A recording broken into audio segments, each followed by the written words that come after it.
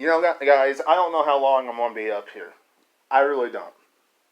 Raw wasn't that bad of a show, but I don't know how long I can talk about this Monday Night Raw. I'm probably going to make this short and sweet. You know, I say that, then I'll be up here, for 15, 20 minutes. Hopefully I don't last that long. Let's just get started. You all know to subscribe and to hit the like button and all that kind of good stuff, and it is appreciated. Not going over all that stuff tonight. First things first, Drew McIntyre and Dolph Ziggler. Like the story, like what he did behind it. Dolph Ziggler brings back Heath Slater. I got kids, baby! Not 22, 2. Real life. He's really looking for a job. Had the free agent shirt on, had all that stuff. He got a fight tonight, and he got Claymore kicked right off the bat. It was a good storyline. Really good. I like what they were doing. Heath Slater saying he was always there for Drew McIntyre, and Drew McIntyre was never there for him throughout this entire thing, throughout this entire story that they did at the beginning of Monday Night Raw. I really enjoyed that, wrestling fans. It's a shame we're only going to see Heath Slater this week, if you ask me, because I don't see Heath Slater coming back on a weekly basis or anything like that. I just don't see it. Moving on to Seth Rollins and Rey Mysterio. Yeah, they had a tag team matchup tonight. Rey Mysterio and Kevin Owens taking on Seth Rollins and Buddy Murphy. Would somebody please explain to me, number one, why they did not save Rey Mysterio versus Seth Rollins for SummerSlam, outside the fact that they want to boost up some ratings for Extreme Rules? Somebody please explain that to me. Number two, would somebody also please explain to me, at the end of this match, Rey Mysterio got to pick the stipulation because that tag team won, Rey Mysterio and Kevin Owens. And it was his first match back, so he wasn't going to lose. So would somebody please explain to me what an eye for an eye match is? He's going to rip one of Seth Rollins' eye sockets out? Come on. This is WWE PG. Now, I like this entire storyline that they've been doing. I think it's one of the best storylines WWE has right now on television. But, eye socket match? Never even heard of an eye socket match? So, I hope they do some pretty good describing next week on the Go Home show of Raw. I really do. Ruby Riott taking on the Iconics.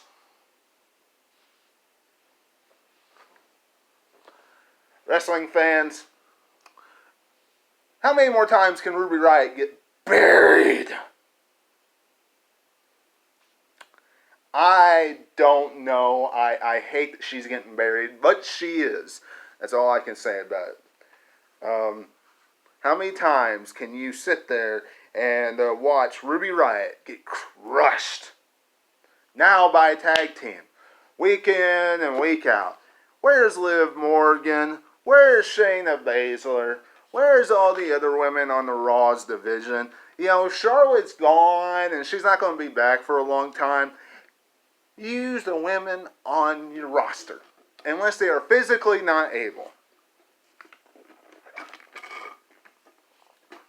Don't have them sit back there in what MVP said to Cedric Alexander tonight, catering. Moving on. We had, speaking of MVP, MVP pretty much had his own lounge tonight as he went out and talked and did all this stuff, and they told us that he had number one contenders match at Extreme Rules against Apollo Crews. Since when does managers get a number one contenders match for championships. I know Sami Zayn did, but Sami Zayn's a wrestler. That's different. MVP, in my eyes, in 2020 is not a wrestler. He is a manager. Okay?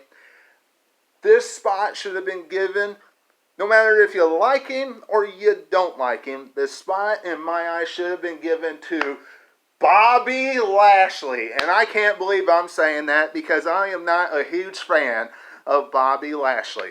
The spot should have been given to Bobby Lashley, and Bobby Lashley at Extreme Rules should be taking the title back to the MVP Lounge.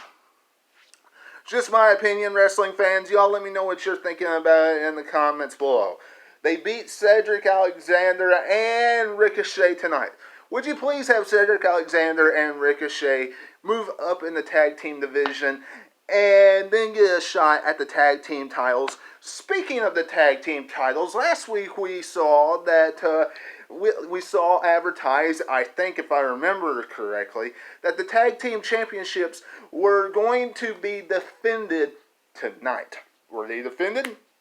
No. Instead, we saw a 6-man tag team matchup, simply so we could see Randy Orton grab by the throat Angel Garza and throw him up against the ring and say, "Get your act together," or he was going to beat the crap out of him and a bunch of other things. Look, very vicious, mean side of Randy Orton. I enjoyed that part, but it was that 6-man tag match was simply there for the Big Show and Randy Orton. Wrestling fans, I hope they saved that Raw Tag Team Championship match for Extreme Rules. Don't put it on Raw on Monday next week. I hope they don't do that. If they do, it really gives me the urge or the feeling that it could be 50-50 booking and go right back to the Street Profits at Extreme Rules. Let me know what you're thinking about it in the comments below. Now, as far as everything else that happened at Raw tonight, not really a whole lot. I mean, not a whole lot at all. You know, we had the opening segment with Drew McIntyre. We had Seth Rollins and Rey Mysterio. That whole tag team matchup. We had the United States Championship unveiled. Nice looking title. Much better than the title that they have now. We've seen that title long enough. It was time for a change. Had the big eagle on it, and then it has the flag underneath it.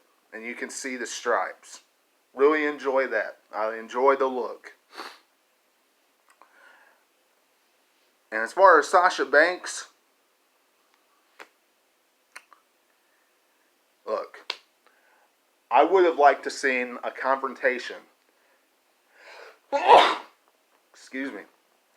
I would have liked to seen a confrontation between the two, Asuka and Sasha Banks, rather than a women's tag team title matchup. That way, it would not be so obvious as to who's going to win at Extreme Rules.